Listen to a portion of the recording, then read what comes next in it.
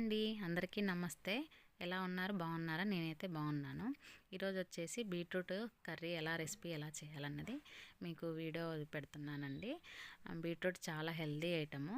Monthly once అయినా మనం చేసుకొని తింటే చాలా బాగుంటుంది. ముందుగా ఒక కడాయి పెట్టుకొని అందులో ఆయిల్ వేసుకొని పోపు దినుసులు, ఆవాలు, శనగపప్పు, జీలకర్ర అన్నీ వేసుకొని ఆనియన్స్ కూడా ఎండుమిరపకాయలు కూడా వేసుకోనండి.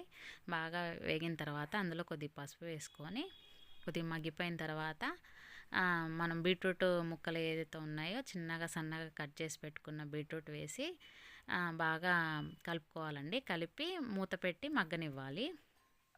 మగ్గిపోయిన తర్వాత అంటే ఇవి మనం తురిమి కూడా చేసుకోవచ్చండి. తురిమి చేసిన దానికంటే ఇలా కట్ చేసి చేసుకుంటే చాలా బాగుంటుంది. కొద్దిగా మగ్గిపోయిన తర్వాత అందులో కొద్దిగా salt, two two table spoons కారం వేసుకోవాలి.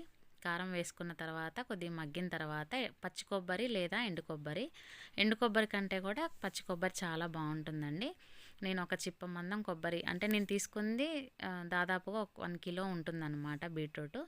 1 కిలోకి ఒక చిన్న కొబ్బరి చిప్ప మందం తురిమి వేసుకున్నాను. పచ్చి కొబ్బరి చాలా టేస్ట్గా ఉంటుంది. అందులో కొద్దిగా ధనియాల పొడి వేసుకొని మసాలా వేసుకోవాలి ఇంట్రెస్ట్ ఉంది అనుకునే వాళ్ళు మసాలా వేసుకోవచ్చండి. కానీ మసాలా అవాయిడ్ చేయండి. ధనియాల పొడి ఒకటి వేసుకొని కొద్దిసేపు మగ్గనివ్వండి. కూర చాలా రుచిగా ఉంటుంది. అంతే అండి, ఎంతో టేస్టీ అయిన బీట్రూట్ కర్రీ రెడీ అయింది. Thank you. Bye. Please subscribe, share, like చేయండి. Thank you.